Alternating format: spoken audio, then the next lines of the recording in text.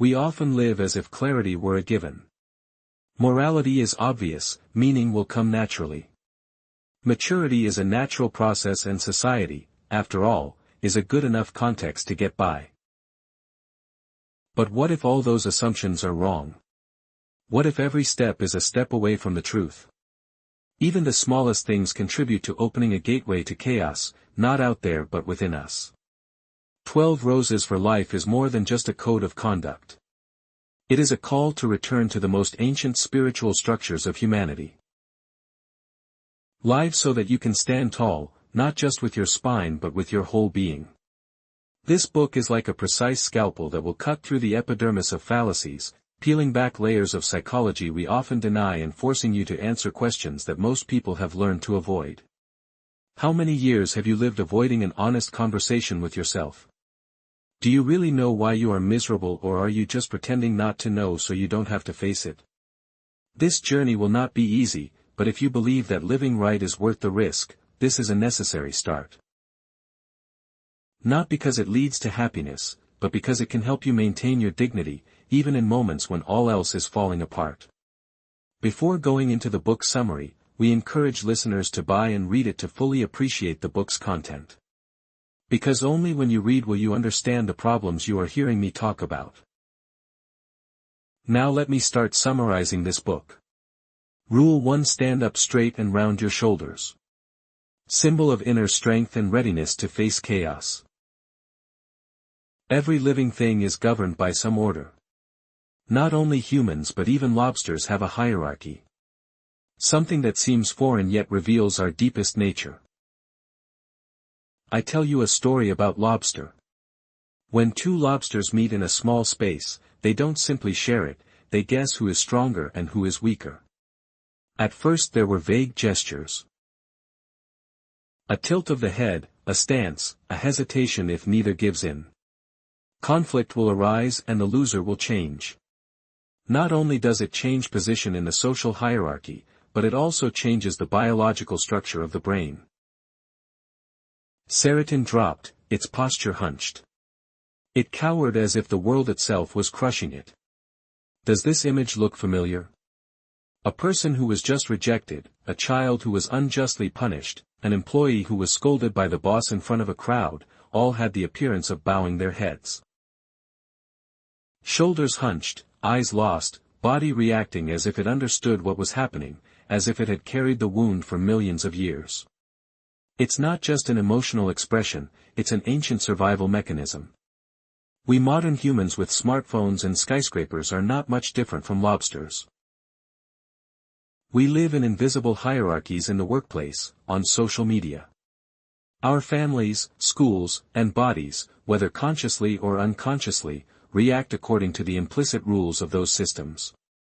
A man who fails repeatedly will begin to look like a defeated tiger.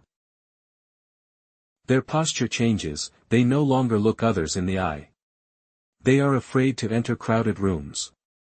And that very body makes things worse.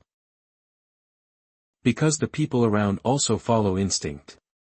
Would not react positively to such a person. The cycle repeats, respect decreases, opportunities decrease, posture meets again, trust is eroded. But the opposite is also true.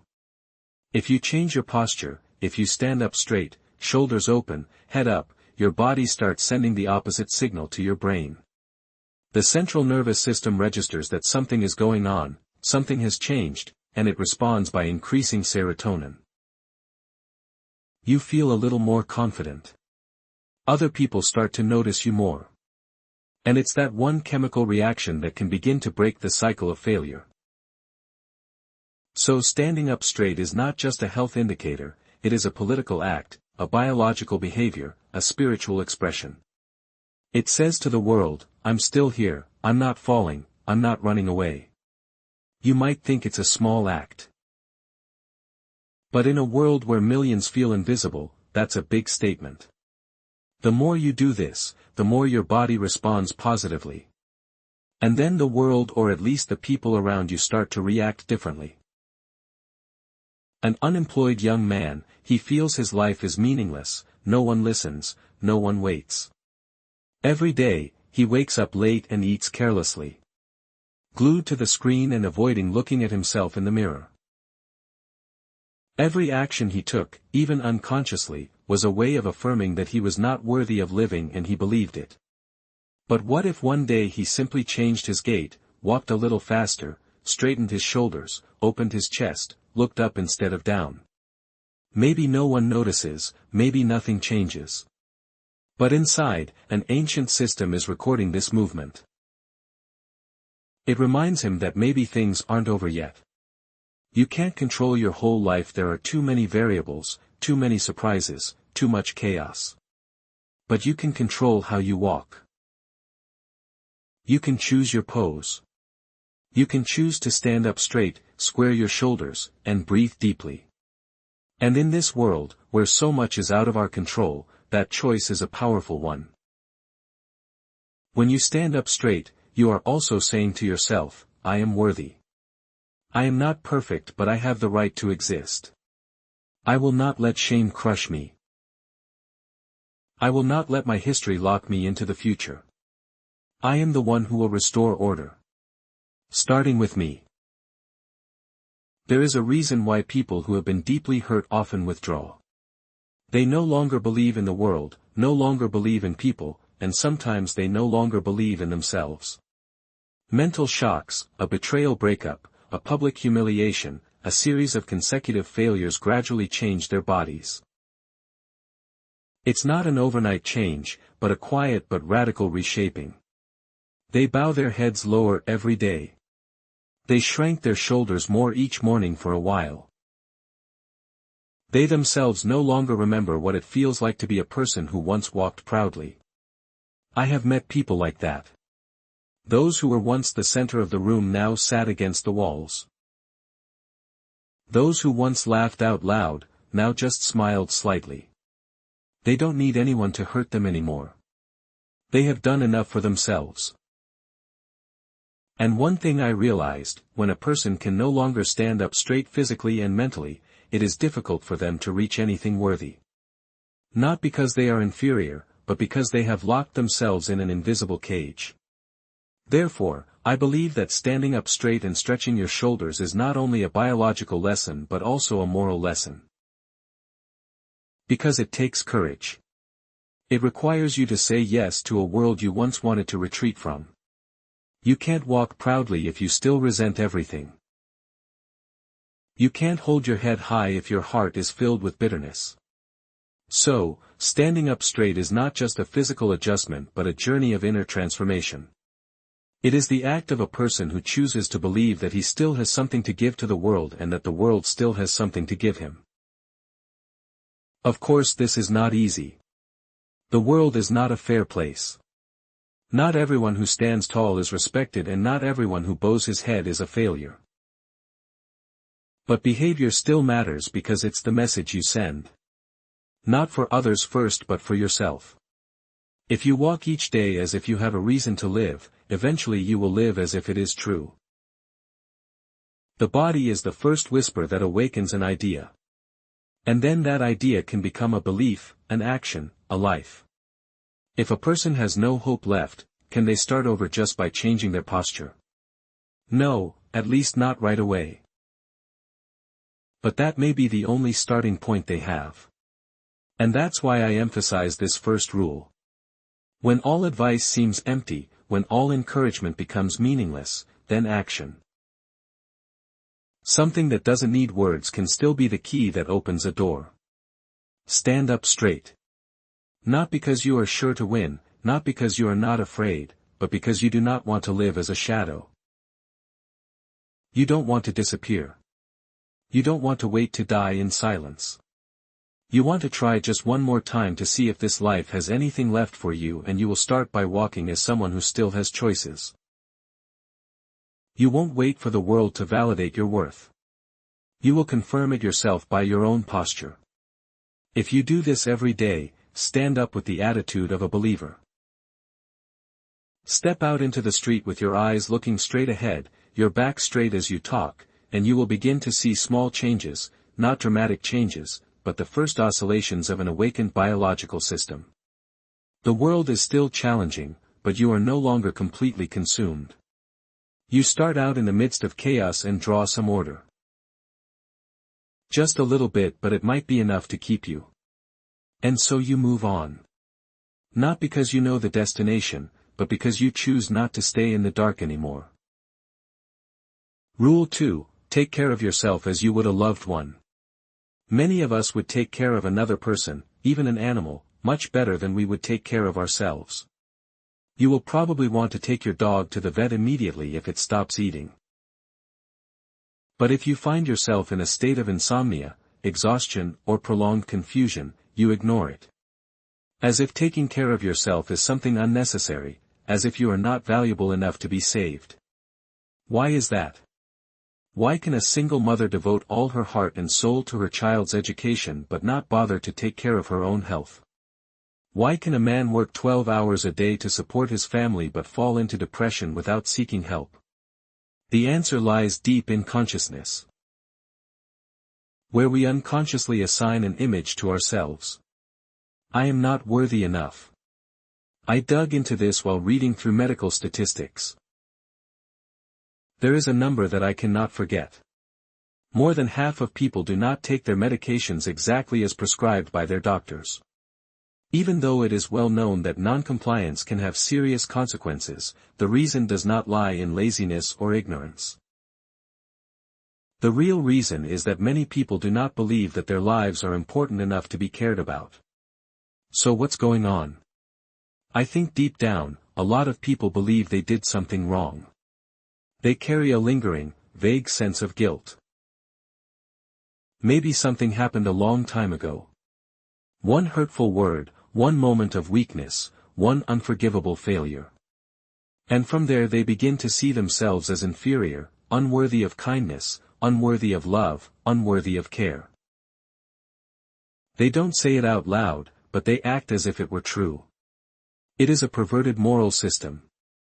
A cruel morality that applies only to oneself but never to others. You would never tell your best friend that they are worthless, that they don't deserve to be forgiven, that they should just leave themselves to rot. And yet you whisper those things to yourself. Day by day. In silence. We are complex creatures with a mixture of light and dark. No one is perfect, but no one is completely broken. And in this chaotic world, survival is a victory. If you can't see your worth, at least learn to treat yourself the way you would treat your most precious friend. Ask, if that person were in my situation, what would I do for them? And then do it for yourself. You don't have to love yourself blindly. I don't advocate fake, slogan-filled narcissism.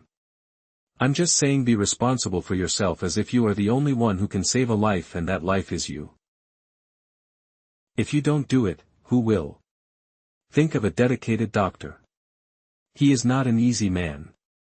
He won't coddle you, he won't rationalize your bad habits, he won't leave you to wallow in misery. He will look you in the eye, tell you what you don't want to hear, and help you change. Because he believes you deserve a better life. Now do it to yourself. But there is another, more complicated problem. If I see myself as someone I am responsible for taking care of, then I must know who I am.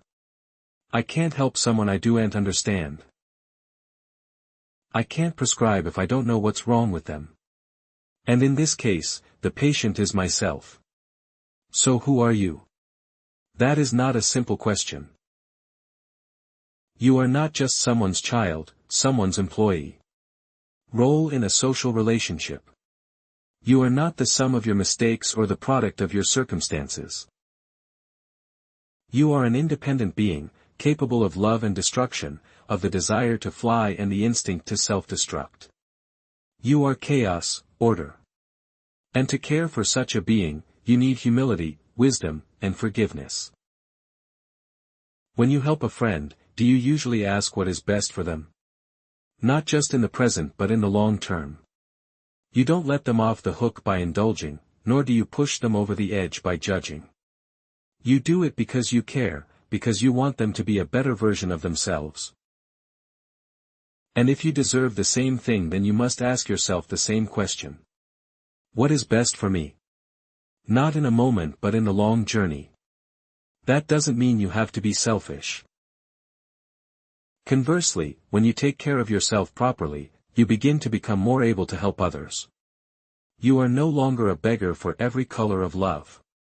You no longer need anyone to fill the void in your heart, and from there you can give unconditional love. That only happens when you take good care of yourself. A man walks out into the street on a foggy day. They can't see clearly ahead. They are tired. They don't know where they're going. They keep bumping into people and getting hurt. Now imagine that person stopping, turning inward and starting to take care of themselves. Get enough sleep, eat carefully, read a book that makes them think, say no to a toxic relationship, take responsibility for what they caused and forgive themselves. Slowly, the bones melted away, they saw the road and they stopped bumping into other people. They began to lead the way for others. We live in an age where many feel confused, information is abundant but knowledge is scarce, connection is high but loneliness is everywhere.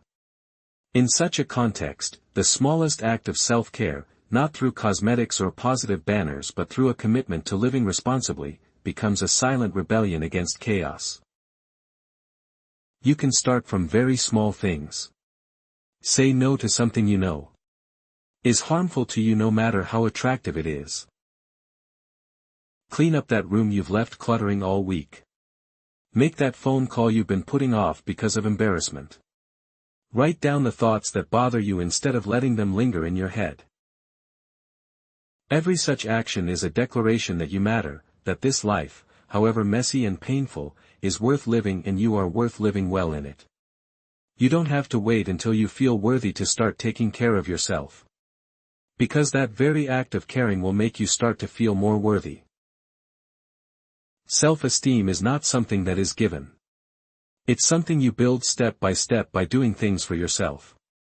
Like a dedicated physician healing the most complex living being. Rule 3. Make friends with people who truly want what is best for you. There is a type of person who, if you succeed, will feel betrayed. If you go through hardship, they will feel like you abandoned them.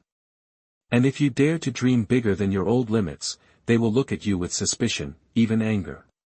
You know people like that, maybe you've been around them for so long that you think it's friendship. But if you look closely, you will realize that there are people who do not want you to get better. They just want you to be no better than them. I used to live in a small town in northern Alberta, a place that was not much to look at. But that's not the point. The thing is, in places like that, if you start to make a change, even a small one like eating healthier or reading a philosophy book, you will encounter resistance not from strangers but from people you know. You will hear things like, "Who do you think you are now? You are smarter than us." As if wanting to live better is an insult to the status quo. That can be discouraging. Are you starting to wonder if you're wrong for wanting to change? Am I doing something selfish? But the truth is, not everyone is willing to watch you grow up. Because when you change, they are forced to look at themselves. And not everyone has the courage to do that. An old friend once told me that he couldn't keep friends for long because they all judged him. But after many years, I realized it was him who refused to change. He refuses to leave his destructive lifestyle, refuses to take responsibility for his failures, refuses to rise from where he once fell. And every time someone around him makes progress, learns something new, changes a habit, sets a goal, he feels like he's being left behind. So he doesn't have to feel bad, he drags them down again. People like that are not your friends, they are your drag. They don't want you to succeed, not because you're bad, but because your success reminds them that they rejected the other option. And the sad thing is that they could be someone who was once very close to you. That makes it even harder to leave them. But you have to leave them not because you despise them, but because you cannot live in a shallow pool just because someone is afraid of the ocean. If you want to really move forward, you have to connect with people who want what's best for you. And that starts with you daring to recognize your worth. Notice who is really happy when you have good news. Who listens to you talk about a new idea without interrupting. Who tells you the truth not to hurt you but to help you grow. Those people. Even if it's just 1 or 2 people, it's more valuable than 100 social relationships. You don't need a lot of friends, you just need the ones who truly want you to be better. And to get them, you have to be one too. You have to be able to accept that others change, even change faster and better than you. You have to let go of jealousy, control, and learn to cheer genuinely. That's how you attract people who share your values. We often hesitate to end a relationship because we fear being seen as a traitor or because we feel it is our responsibility to save the other person. But not everyone wants to be saved and not everyone is willing to pay the price for change. You can bring a person to the well, but you cannot make them drink. And if you stay with someone just to pull them up, you will eventually get exhausted, or even pulled down. I used to have a friend named Tris. He was smart, funny, had great potential, but he got into drugs, lived on the streets, and refused any chance to rebuild his life. I and several other friends have tried to help Chris over the years. Every time he broke down, we came, advised him, and reached out our hands. And every time, he promised to change, but never did. After many years, I realized something painful. Chris doesn't want to change. Or he's so afraid of it that he can't do anything. And we in our blind sympathy helped keep him in the dark. Sometimes kindness doesn't go hand in hand with truth. And if you truly want the best for others, you must dare to say the right thing. Even if it means you have to retreat, true friendship isn't about going down together, it's about rising together and daring to let the other person fall behind if they choose not to grow. This may sound cruel, but the truth always comes at a price. If you live for others to the point of losing yourself, you will have nothing left to give. You will turn into a raft, sinking with the person you are trying to save.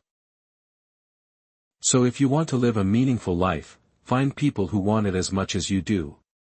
They don't have to be perfect. They just need to be sincere.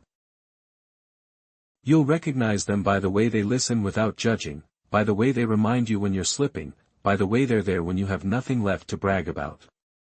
They make you want to be a better person not because they demand it but because they believe you deserve it and you need to be too. Don't be the kind of friend who supports someone even when they're ruining their life. Don't be the person who holds someone back just because you're afraid of being alone. And don't pretend you're okay with a stale relationship just to maintain familiarity. Be direct, be kind, and leave when you need to. Not out of hate but out of respect for both sides. When you surround yourself with real friends, people who want you to grow, who want you to live up to your potential, who want you to take responsibility, and who are also willing to forgive, you will begin to change. You will find yourself stronger, clearer, less afraid. Because in a world full of chaos, having someone who wants you to be good is a sacred thing. And then you will do it for others. You will become the person who makes others want to live a kinder life. It is not the role of a perfect man but of a courageous man. A person who dares to look into the darkness both within themselves and within others and still chooses to stand on the side of light. Rule 4. Compare yourself to who you were yesterday, not to who others are today. The world is full of people who are better than you, smarter, richer, more attractive. More talented, and if you keep an eye on them every day, sooner or later, you will also find yourself as nothing. One person may be happy until they open Instagram and see another guy vacationing at a beautiful beach. They feel their lives suddenly become bland. Even though just a few minutes ago they were smiling while eating a hot bowl of noodles. That's how comparison works. It quietly erodes joy, it steals gratitude. It resounds in the mind a poisonous whisper. You are not enough. But the truth is you can never win the comparison game. Because life is a multidimensional system, no one is perfect in every aspect. People with great physical strength can be lonely. Celebrities can struggle with anxiety. Best-selling authors can feel empty at night. You never know the whole story, and so you take the best part of them and compare it to the worst part of you. It's an unfair game. You were a kid who loved to draw. Then you see your classmates draw better and get more compliments. So you stop. You used to love writing diaries. Then you read other people's writing and think yours is terrible. So you stop writing. You used to love to sing, to dance, to tell stories, but you found someone better. So you stop. You do not fail because you are weak. You fail because you kill yourself with unnecessary comparisons. But what happens if you go back and compare yourself to yesterday? If you didn't exercise yesterday, a 15-minute walk today is a victory. If yesterday you were irritable for no reason, today keeping silent while angry is progress. If you procrastinated yesterday, clearing a corner of your desk today is a huge leap forward. You don't have to change the world. You just have to push yourself a little bit further and keep doing it every day. To do that, you need goals. But not the kind of exaggerated goals like becoming a billionaire or becoming world famous. You need small personal goals that are realistic but meaningful. Maybe it's eating healthy breakfasts 3 days in a row, maybe it's stopping using your phone after 10 p.m., maybe it's saying thank you to your parents more often. What matters is that the goal makes you better tomorrow than you are today. When you live by that criteria, life becomes different. You are no longer caught in the never-ending race to gain approval from others. You start listening to yourself. You begin to know clearly when you are stagnant and when you are making progress. No need to judge. You become your own fair referee and devoted cheerleader. This does not mean that you should not learn from others. Of course you should observe, you should be inspired. But there is a fine line between learning and envy, between motivation and guilt. You should only look up when it helps you move forward, not when it freezes you in self-pity. And to know if you are really making progress, you have to be honest with yourself. You have to know where you stand, no pretense, no cover-up, no excuses. You have to dare to look at the fact that you are procrastinating, you are being cowardly, you are lying, you are neglecting yourself. Only when you accept that can you chart a better path. I know a man who was fired. He fell into depression, sitting in his dark apartment all day playing games and drinking.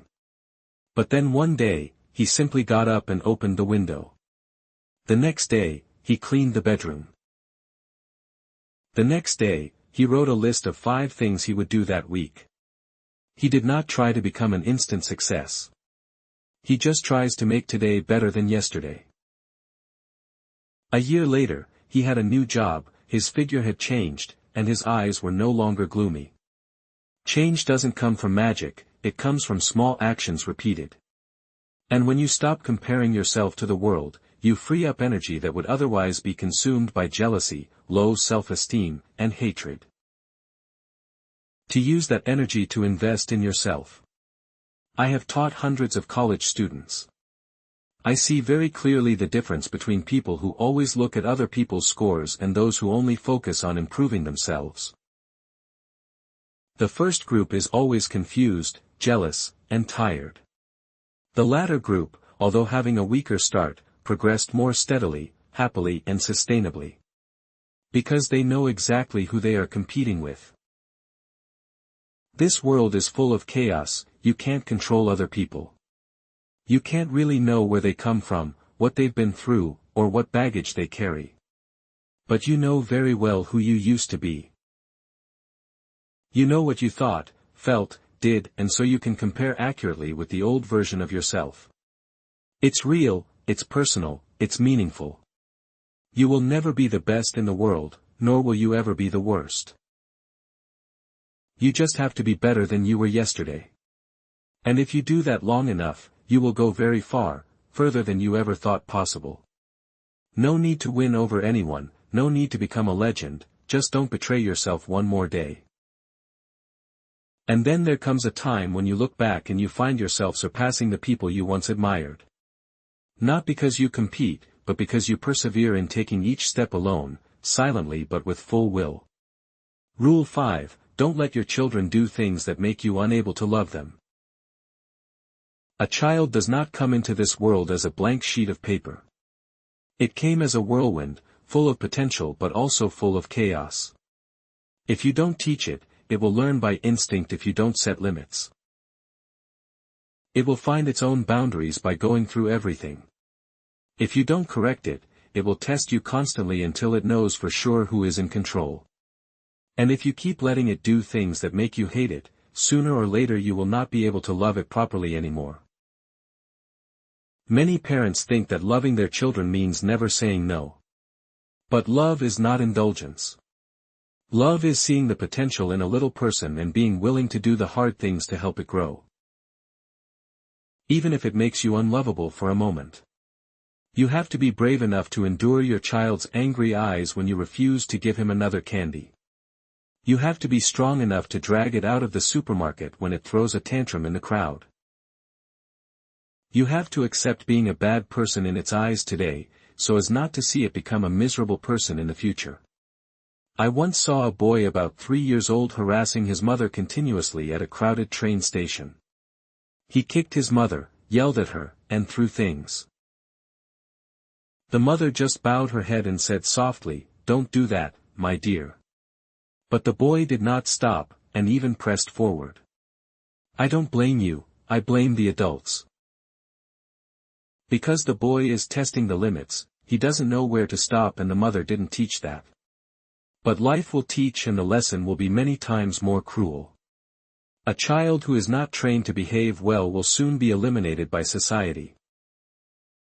You think you are protecting him by loving him so much that you can't bear to. But then he will enter his first class, where teachers and friends are not as lenient as you. He will be isolated, scolded, ignored. And each time like that, his confidence in himself will be damaged not because he is bad but because he has never been shown how to behave properly. Discipline when done right is teaching with love. It is not punishment to relieve anger. It is a strict intervention to stop wrong before it becomes a habit. You don't need to yell or spank, but you need to be clear, consistent and firm. Your child needs to know that there are boundaries and if they cross them, there will be consequences. The child learns this not because he is afraid of punishment, but because he begins to understand. There is order in the world, there is right and wrong. There is acceptable behavior and unacceptable behavior. When a child realizes this, he feels more secure, he does not have to fumble around every day. Limits are the skeleton of freedom. You do not need to be a psychologist to understand that children cannot raise themselves. They need guidance, someone who is sober enough not to be manipulated by crying or pleading eyes. Because otherwise, you become a hostage to your child. And then when you can no longer control him, you start to resent him. That is scarier than any anger. Imagine a child who is never denied anything. Every wish is met. Every scream, he gets what he wants. Every tantrum, he wins. That child will grow up believing that the world exists to serve him, that its feelings are supreme, that anyone who disagrees with it is evil. What do you think will happen when that child enters a society that does not operate according to its rules? It will suffer not because the society is evil but because you did not prepare it. You did not teach it to wait, you did not teach it to say no, you did not teach it that there are things that cannot be had and things that must be achieved.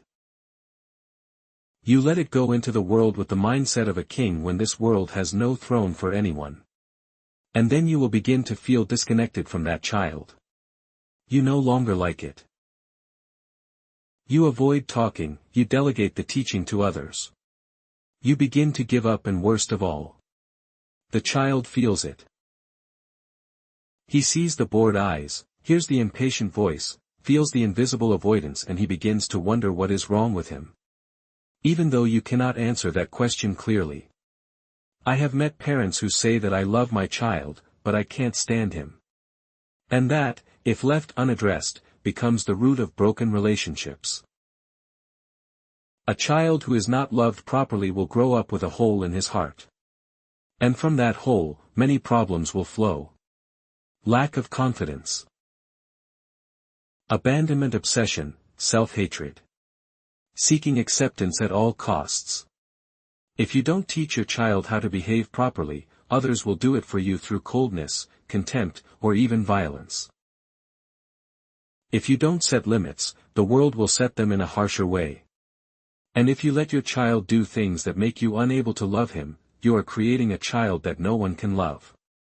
Start with simple things. Teach your child to wait, teach your child to apologize, teach your child to take responsibility for his actions. Teach your child that love is not something you can get by manipulating the emotions of others. And above all, be a role model, don't just say it, do it. Children learn more by seeing. Is by ear.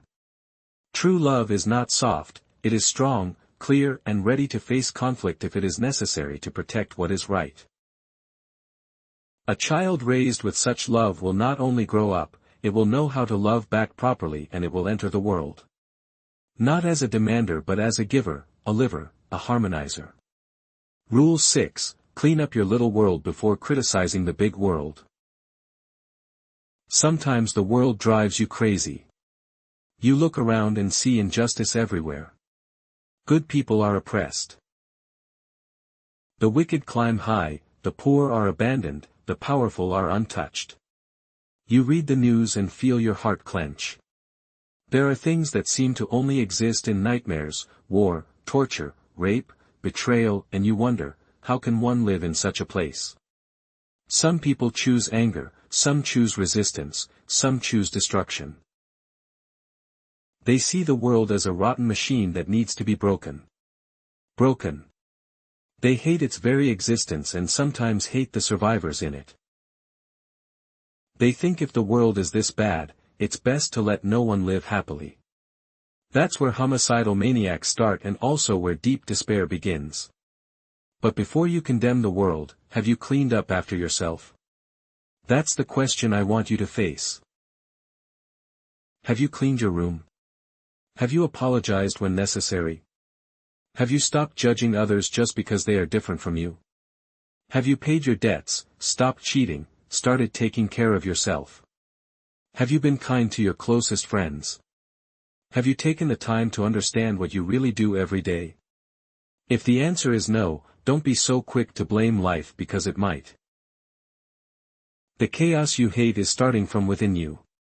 When you are hurt, your mind tends to blame, which is a protective instinct. You hurt, so you want someone to take responsibility. Sometimes that's true.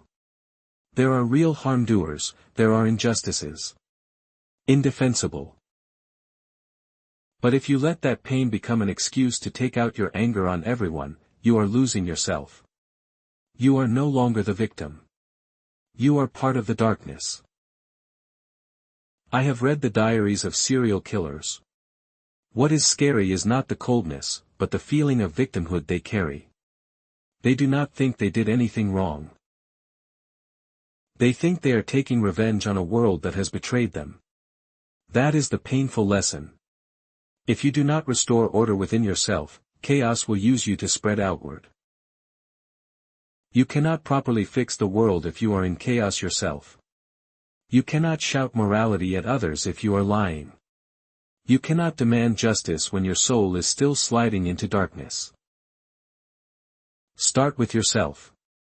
You do not have to be great, you do not have to be perfect, just be honest. Look at your life, find what you know is wrong, and start fixing it little by little.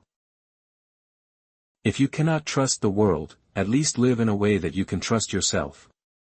That is the only foundation to rebuild something lasting. You can start with very small things. Clean up your desk, fold the clothes that have been piled up for a week, stop gossiping behind people's backs. Make that phone call you know you should have made a long time ago. Face a truth you have been deliberately ignoring. These seemingly trivial actions are the first gateway to stepping out of chaos. When you begin to restore order within the area of your control, your room, your lifestyle, your words, your thoughts, you will see a strange thing. The outside world will also seem to begin to change, not because it has changed, but because you have changed the way you face it. You no longer see yourself as a completely helpless victim. You become someone who can shape reality, even if only in a small way. And that alone is enough to get you up. I am not saying that you are responsible for everything. There is too much pain, it's so absurd that no one can explain it. A child is terminally ill, a good person is senselessly murdered, a family is torn apart by an accident. Not everything can be explained or fixed by logic or morality. And in those situations, your anger is understandable. But even when it all falls apart, you still have yourself. You can choose not to be the one who causes more suffering. You can choose not to let your bitterness turn you into a cruel person. You can say, I will not take revenge on the world by making it worse. And that in the midst of chaos is a noble form of order. I once knew a mother who lost her child in a car accident. Instead of shutting herself in the dark, she started a scholarship fund in the child's name. Instead of lamenting her fate, she taught high school driving lessons. The pain didn't go away, but she turned it into something that gave her meaning. She didn't blame the world. She brought order to the world. She spent the rest of her life, and in doing so, she made the world a better place. We cannot save everyone, we cannot erase all the wounds, but we can start where we are. If each person restores order in their own little world, family, work, inner self, the world as a whole will gradually be adjusted. No need for banners, no need for speeches, just consistent, humble and honest actions. Before you criticize society, clean your room. Before you demand justice for the world, be fair to the person closest to you. Before you demand transparency from those in power, stop lying about small things. If you can do that every day, you don't need to shout to the world. Your presence will be enough for others to listen. And if there are times when you feel overwhelmed, the world seems too big, take a step back, breathe and ask what you can do today within your limits to create a little order. Sometimes it's just cleaning a corner. As a child, you have begun to rebuild the world. Rule 7, pursue meaning. Don't take shortcuts. In the darkest moments of history, people have done the unthinkable. Not because they were forced to, but because they believed the ends justified the means. What happens when you choose convenience over meaning? What happens? When you compromise just to get through the present, instead of building for a future worth living, you retreat and you break. Humans have always been tempted by shortcuts. It is a legacy of ancient survival instincts. If we find an easier, faster, less strenuous way, we have a better chance of survival. But in the modern world, what is easier is often what drags us into a spiral of self-destruction. Lying to get out of trouble, cheating to save image, neglecting to avoid being hurt. People do not choose the good but the fast, do not choose the right but the easy, and the easy will eventually destroy you. Look at a child who cheats at a game. The first time he just wants to have fun, the next time he doesn't want to lose. By the third time, he doesn't know how to win without cheating. And then winning is meaningless, the joy is no longer real. He has ruined the game he originally loved just because he took a shortcut. Now look at yourself. How many times have you known what is right, but still didn't do it? How many times have you told yourself you would fix it later, but later never came? How many times have you told yourself just this once? And then that one time becomes a habit. Lifestyle is based on expedient. Convenience is a parasite. It eats into the moral system. It weakens your ability to choose and it makes you a victim of yourself. On the other hand, when you pursue something meaningful, you accept the price. You endure the present to build for the future. You refuse a delicious meal today to stay healthy tomorrow. You tell the truth even though you know it will cost you. Hate, you don't cheat. Not because you're afraid of being discovered, but because you want to be someone who can respect yourself. Meaning doesn't come from convenience, it comes from sacrifice. That's the lesson that humanity has carved into ancient stories, religions, philosophies from Cain and Abel to Chris on the cross to the hermit sages. All repeat the same idea.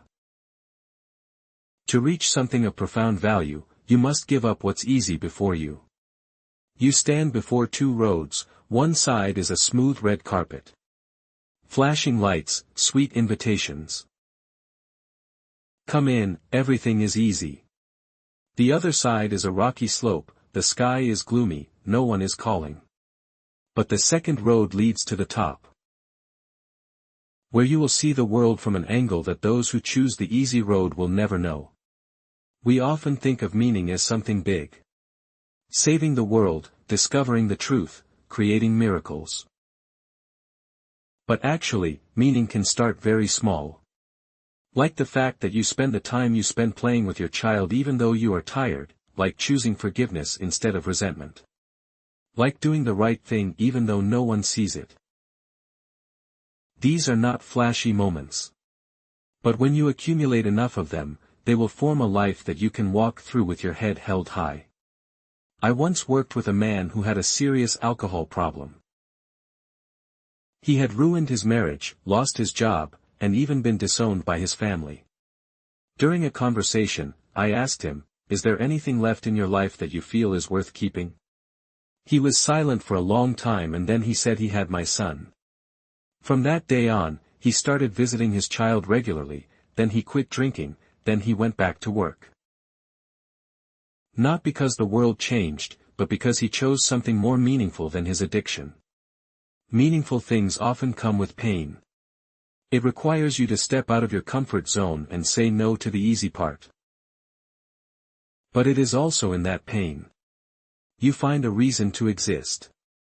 You no longer ask why did this happen to me but instead what should I do right now? In order not to make this the reason for my breakup, you will fail, you will fall, you will have days when you want to do nothing but disappear. But if you have something meaningful enough to hold you, you will stand up.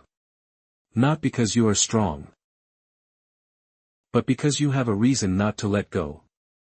In a society that is increasingly driven by convenience, choosing meaning is an act of resistance. You will be misunderstood, you will be laughed at. People will ask why you are so miserable. And you will not be able to explain with a neat answer. Because meaning does not come from words, it comes from life. And living with meaning is a way of life that makes all explanations redundant. Don't choose the right thing only when someone sees. Choose because you want to be someone who doesn't need to hide anything when you are alone. Don't only love when it's convenient. Love when it's difficult. Don't only be kind when it's easy. Be kind when it makes you disadvantaged. Because in the choices in doing so, you are making a pact with yourself that you will not live as an excuse, a circumstance, a pain to avoid responsibility. Let each day be an experiment in meaningful living. Ask yourself, of all the things I could do today, which one is the most meaningful? Just a little and start from there. Because you don't have to do it all, you just have to not look back. Meaning is not the destination, it is the path, the steps you choose to take. Even as the ground beneath my feet still trembles. And if you keep going, you will not only change yourself, but you will change the world, one person at a time, one day at a time. Rule 8, tell the truth. Or at least don't lie. There is a kind of pain that does not come from accidents, does not come from illness, and does not come from enemies. It comes from the words you say that are not true. From saying it's okay when you're clearly falling apart. From the forced smiles when your heart is broken. From nodding in agreement while your mind screams in protest, little by little you disintegrate from within. Lying is not always a blatant statement. Sometimes it's just a matter of being silent when you should speak up. Sometimes it's a nod to be left alone. It's you playing the understanding one, the nice one, the one who's always right while you're betraying what you truly believe. Why do we do that? Because of fear, because of laziness, because of wanting to avoid trouble, because we think only once. But the first lie is always the hook that hooks you into a compromise. And then the second one. Third, when you can no longer distinguish what is real, you are no longer alive. You are playing a role. There are people who live their whole lives like that. They build a house of beautiful words. The relationship is polite, ideally smooth.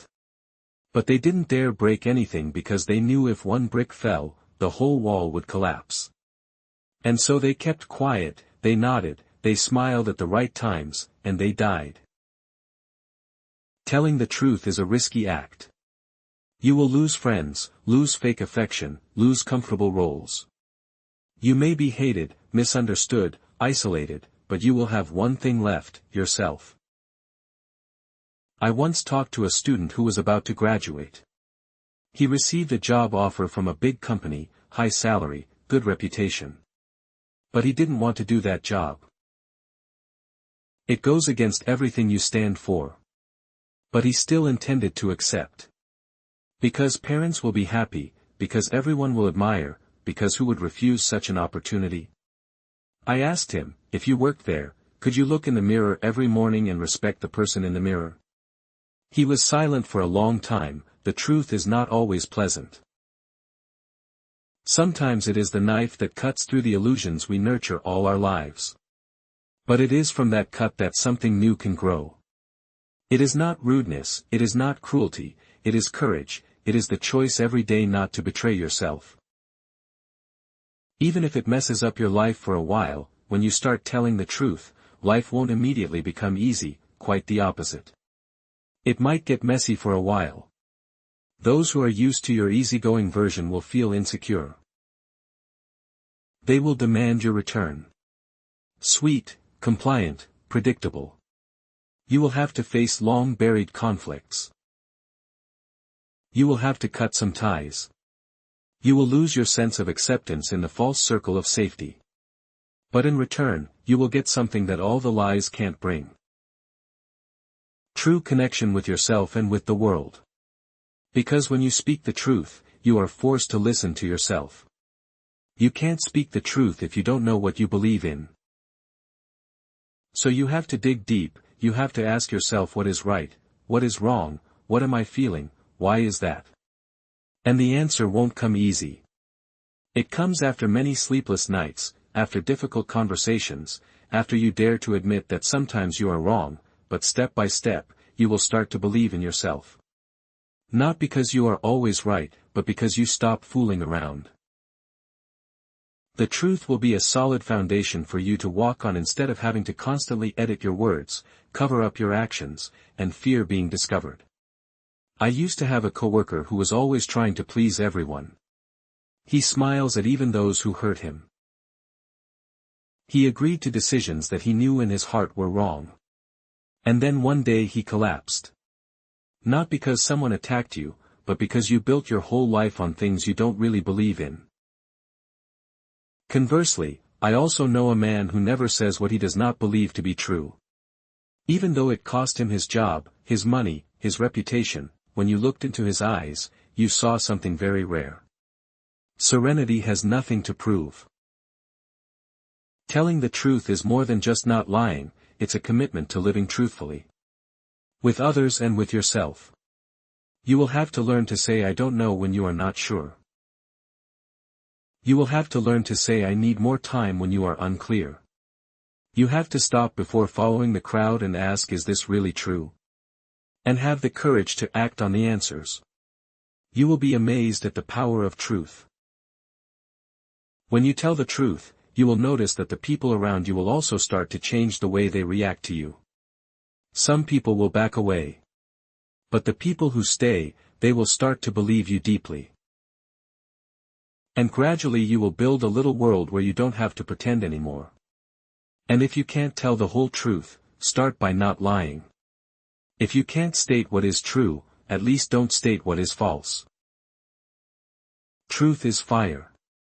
It may lack fire, but it is the only thing that can light the way in the darkness. Live as if every word you speak has weight, as if you are signing every sentence. It's as if a part of your honor is at stake every time you open your mouth. Not because you are perfect, but because you want to live without regrets. Tell the truth, or at least don't lie. It's not just a principle, it's a way of life. A lifestyle that may be painful at first, but is the only one that can lead you to true freedom. Rule 9. Assume that the person you are listening to may know something that you don't know. We often listen not to understand but to respond.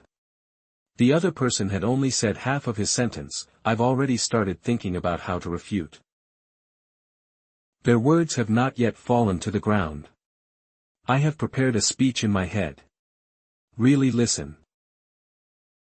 That is to say, perceiving the world through another person's eyes is one of the most difficult things a human can do. Because to do that, we have to admit that we don't know everything, and no one wants to admit that. I used to work with severely mentally ill patients. They say seemingly irrational things and repeat unusual behaviors. But if you are patient enough, if you don't interrupt, if you don't judge, you will begin to see pieces of the truth. Not truth in the absolute sense, but truth in the way they perceive the world. And when you touch that, a door opens. Where the other person is no longer a case but a human being. We think we are smart and we can be. But everyone else has lived a life you never lived. They have experiences, failures, victories, scars. All contain lessons that you cannot find in books. And if you listen, they will teach you something you couldn't learn on your own. The irony is that the more confident people are that they are right, the less they learn anything new because they don't leave room for something else. They use knowledge as a shield, not to understand more but to avoid being hurt. But it's when you drop that shield, in those few minutes, that you can really connect. I remember once arguing with an older man about politics. At first I thought he was old-fashioned and stubborn. I wanted to prove that I was right, but then I wondered if there was anything in his life that I didn't understand. I started asking. Without arguing, I just asked, and I found out that he had been through war, had lost loved ones due to a wrong policy, had witnessed the country change to the point where he no longer recognized it. That doesn't make him right. But they make his points easier to understand. And I'm not mad at him anymore. Listening is not a passive act, it is an act of courage. When you truly listen, you open the door to the new. You allow others to influence your inner world, and you accept the possibility that after this conversation, you may have to change a part of yourself. Many people come to me not for advice. They come to be truly listened to. And as they tell their stories, even in a jumbled and patchy way, they begin to understand themselves better in the process. They discover things they never realized. As if language were a torch that illuminates the mind. And I, the listener, just need to keep quiet at the right time, ask the right questions, and let the conversation take its own course. Don't underestimate the healing power of a good listener when you are truly present. When you stop trying to show off how smart you are, when you put your full attention on the person in front of you, you become a mirror for them to see themselves more clearly. There are questions that can open the doors of other people's minds. Where do you think that started? How does that make you feel? If you could go back, what would you do differently? Questions are not meant to lead, not to control, but to open. Because deep down everyone knows part of the truth, but they need someone to help them say it. And when you live as if the other person knows something you don't, you not only learn, you become more humble, you become less aggressive, you stop being so quick to label others. And then your relationship with the world becomes softer, not weak but deep. I'm not saying you have to agree with everyone. There are clearly wrong opinions, there are views that need to be refuted. But before you argue, make sure you understand. And you can only understand when you listen without imposing. Try living one day as if everyone you meet is a teacher and you are the curious student. Strangers on the bus, waiters in restaurants. The child asked you a silly question. The old friend seems to have changed a bit. If you listen long enough, the world will start telling you stories you've never heard before.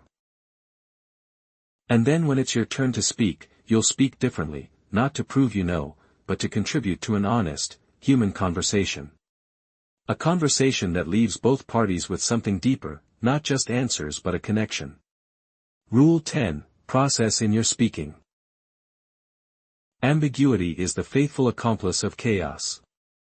It lurks in the ambiguous words, the long silences, the vague words that everyone understands but no one dares to name. When a couple argues, many times they don't actually talk about what's going on. They don't say, "I feel abandoned," when you don't listen. Instead they get upset about the uncooked meal, the untied shirt, the trivial reasons, and the truth just flows away like an undertow. The longer it is not named, the more toxic it becomes. You can't fix something if you don't know what it is, and you can't know what it is if you don't call it by its right name. Language is not just a tool to describe the world, it is a tool to organize the world both outside and inside you. When you say, "I'm worried," you pull fear from darkness into light.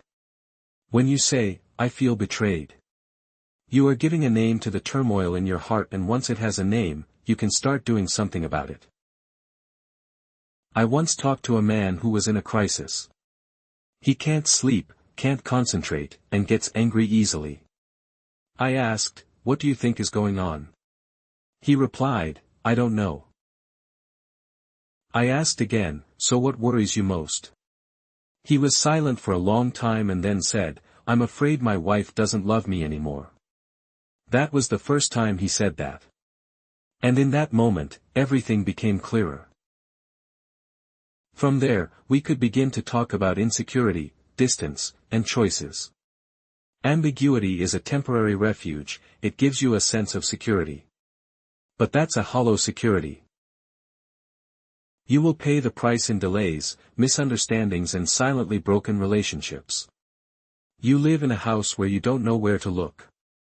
You just know the cold weather, the creaking walls, the musty smell. But you don't look for the cause, you just put on more clothes, turn on the heater, open the windows to get rid of the smell.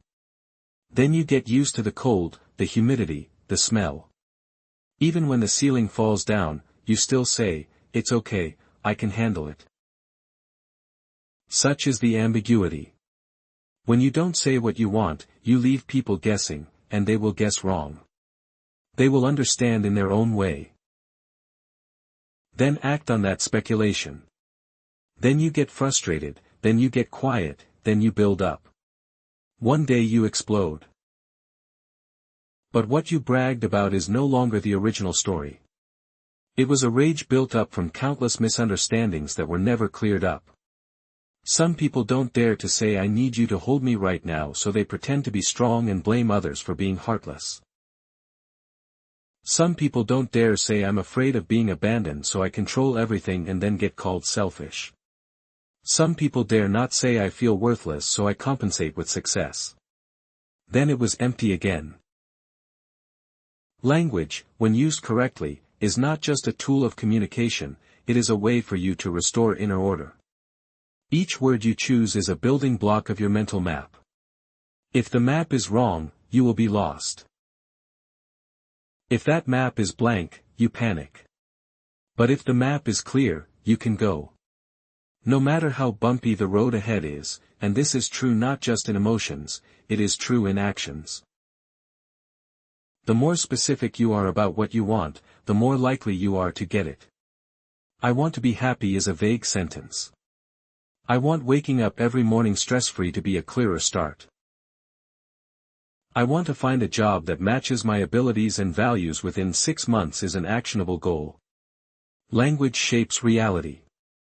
If you don't use words to draw the line between what you accept and what you don't, the world will invade you. If you don't name what's wrong, wrong grows in the dark. If you don't say what you mean, you will live by what others choose for you. I once met a couple on the brink of divorce. They said they no longer loved each other, but when I pressed them, it turned out they hadn't been clear to each other about what they really needed in years. Each person holds a set of unnamed expectations and assumes that the other person understands them. When they are not met, they feel betrayed.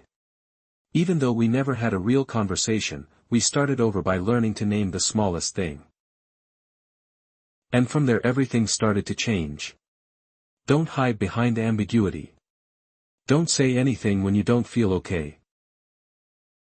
Don't say it's okay when your heart hurts. Don't pretend to understand when you're confused. Don't agree just to get it over with. Practice being specific. It is not to control others but to guide yourself. You cannot touch what you do not name. You can't fix what you don't dare see. And you cannot be authentic if you keep using language as a mask. Please clarify. Not to prove you are right but to build a life that is understandable for you and for those you love. Rule 11. Do not interfere with children while they are skateboarding. A metaphor for adventure and growth. There is something profound about the image of a child skateboarding on the sidewalk. It lunged forward, leaned to the left, kept its balance as it nearly fell, and then laughed as it almost crashed into a lamppost. It comes with no guidance, no safety net, no insurance. And the strange thing is, it likes it that way. Children, especially boys, tend to take risks. Not because they are stupid, but because they are testing the limits. They want to know what their bodies can do. They want to learn how to cope with failure, with pain, with fear. They are learning to be adults. Not through books but by throwing yourself into real life. But modern society does not like that. We put up rubber fences and posted warning signs everywhere. We control, we shelter, we guide, we interfere. It all comes down to anxiety. But unchecked anxiety kills growth. Because to grow, people need to take risks. Look at how children play when adults are not around. They climb higher, run faster, crash harder. They set their own rules, resolve role conflicts, and sometimes fail. That doesn't hurt them. That makes them strong. When you stop a child from doing something risky but possible, you are telling it that you are not strong enough. And if you say it enough times, it will believe it. It will start to doubt itself. And as it grows up, it carries with it the lingering belief that it needs someone to protect it. I'm not saying we should let children loose in minefields, but there is a difference between protection and control. Protection means standing close, observing, and ready to intervene when necessary. Control is to interfere with every step, which means taking away their opportunity to make mistakes and learn. You can't teach someone to be brave by keeping them safe. Courage is born only when one faces danger and overcomes it. Modern society, with all its calls for equality and humanity, sometimes interferes too deeply with nature.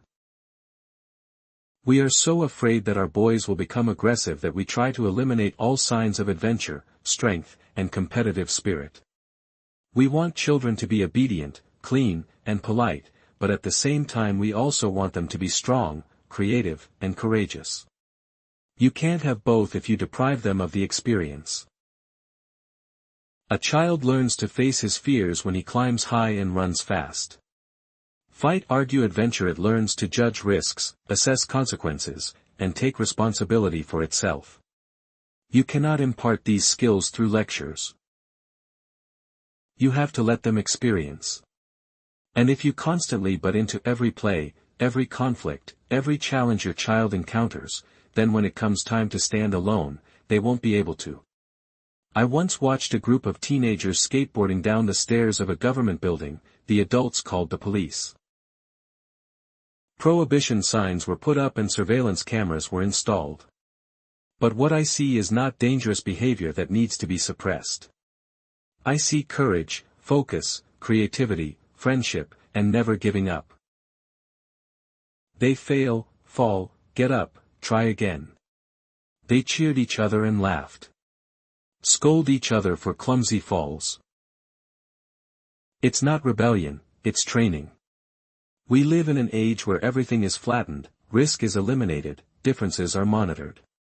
Individuals who are too strong, too prominent, too dangerous, are warned against. But a society that has no room for risk is also a society that has no room for progress. Men, if not trained, if not challenged, will not disappear. They will become angry, useless, or dangerous. And that's not just bad for them, it's bad for women, it's bad for children, it's bad for society in general. Instead of stifling nature. Instruct instead of weaken. Create opportunities to become stronger. Let children climb trees and fall. Let them climb on the roof and find out for themselves that was a bad idea. Let them try, fail, learn, and grow. You can't live for your children, but you can give them the space to become someone they can be proud of. And that only happens if you have the courage to step back, to give them a chance to fall and pick themselves up. Rule 12. Pet a cat when you come across it. Learn to appreciate the peaceful moments amidst the suffering. Sometimes terrible things happen to good people, for no apparent reason, no justice, only pain, helplessness, and the silence of the universe. What can you do when life suddenly turns into a dead end? I have literally been there. My daughter has a rare disease that causes her pain every day. We went to all the hospitals trying everything. There were times when hope seemed to flicker and then fade away. I am a researcher in philosophy of psychology, with hundreds of student readers. But before my daughter's pain, I am just a helpless father. Those were dark days. I no longer believe in anything that used to keep me going. I'm not sure how the world operates logically anymore. Can you imagine that feeling? When everything you believed in starts to shake, and you can't save the one you love. But then in a very ordinary moment, I saw a cat. It sat on the steps, silently looking at me with non-judgmental eyes. I sat down and stroked it. That's all. And for those few seconds, the world stopped screaming.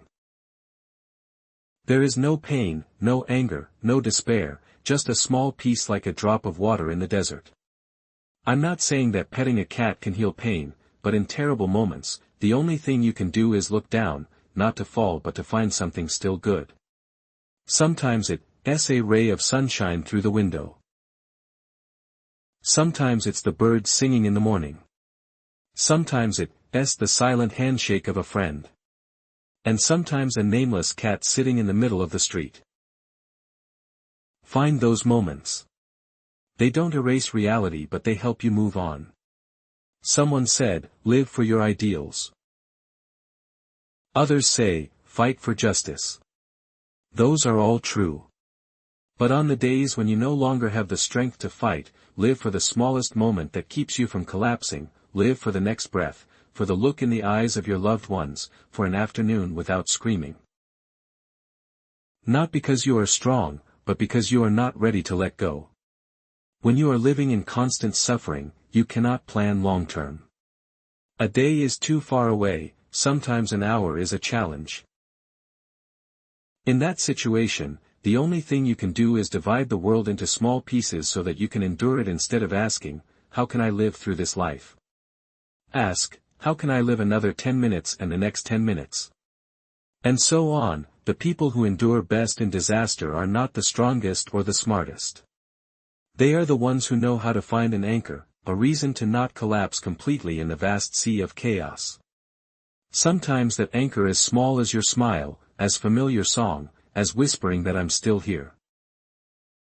You don't have to be a hero, you don't have to be strong all the time. You just have to not fall completely. That's the biggest victory on days when everything feels out of control. This world is full of horrors, but it's also full of beauty. Sometimes both appear at the same time, and that's why you can't let the darkness take over completely. You have to find the light, even if it's just a small ray, and hold on to it with everything you've got. That's not naivety. That's courage. You can't control the world. You can't protect yourself and the people you love from every hurt. But you can decide how you're going to face it. You can choose to look at the pain and not be swallowed by it. You can choose to keep your heart open when everything inside you wants to close. And you can choose to pet a cat when you see it on the street. Because it's a way to tell the world that I'm still here, I still see beauty, I haven't given up. Thank you for going through this journey. It's not easy, it's not comfortable, and it's not pleasant. 12 rupees for life doesn't promise to make you successful, rich, or happy in any conventional sense. This book is a reminder. Sometimes harsh, sometimes gentle. That being kind, honest, and responsible is a lifelong job, and one that no one else can do for you. If you've read this far, you're probably not looking for shortcuts. You're not following trends, you're not afraid to ask the hard questions. And I appreciate that because in a world full of noise and glittering advice, the fact that someone chooses to sit back, listen, and think is a remarkable act. I don't expect you to agree with everything this book says. On the contrary, I hope there are passages that will make you uncomfortable, angry, or challenged. Because sometimes from that disagreement, a new thought can emerge not from compromise but from being honest with yourself. If this book has helped you see the world or yourself more clearly just a little bit, then all the effort put into translating it, telling it has been meaningful.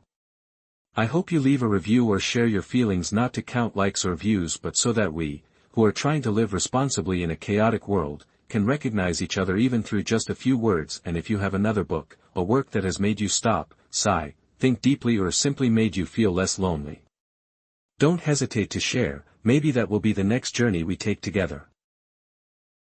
Maturity does not come from reading many books but from living more honestly after each page of the book.